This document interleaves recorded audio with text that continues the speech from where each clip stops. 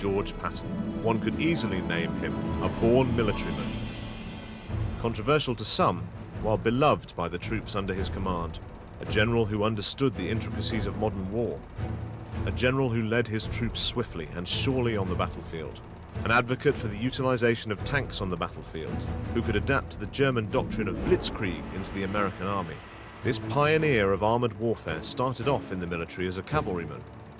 He was passionate about horse riding and designed a new type of saber in 1913, which came to be known as Patton's saber.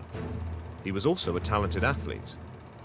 He practiced fencing and track and field, going so far as to represent the US in the 1912 Olympic Games, taking 5th at the pentathlon.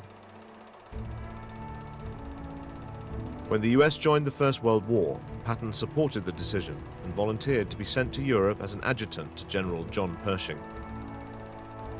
During his stay in France, he became fixated on the topic of tanks.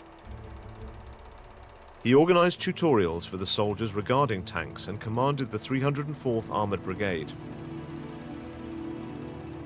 He was wounded in his thigh during combat, which prevented him from active duty until the end of the war.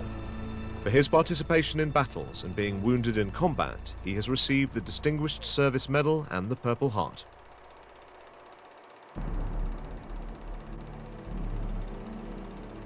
In the interwar period, Patton worked on developing US armored forces, but his fierce views on this topic were often met with skepticism among the US High Command.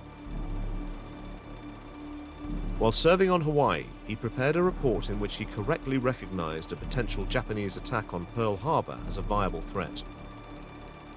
Both his predictions about Japanese intentions and his appreciation for the role of tanks in the upcoming war were proven correct. Patton distinguished himself from his peers by his devoted, charismatic leadership and maintaining discipline among his troops, who, in turn, deeply respected their general. His fiery speeches motivated his soldiers before battles. His views on other topics could be briefly described as unconventional. He believed in the concepts of destiny and reincarnation. He was interested in the biographies of ancient leaders. When the United States joined the Second World War, Patton could finally utilize his unique abilities to the fullest extent.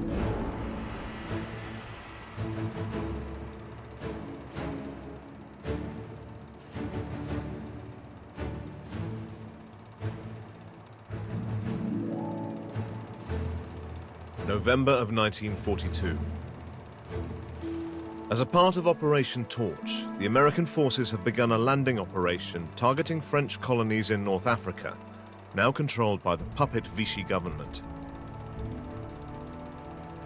George Patton is leading the attack on French-controlled Morocco. Your task is to take the coastal city of Port Lyautey. This success will most likely convince the French administration in Morocco and Algeria to switch sides.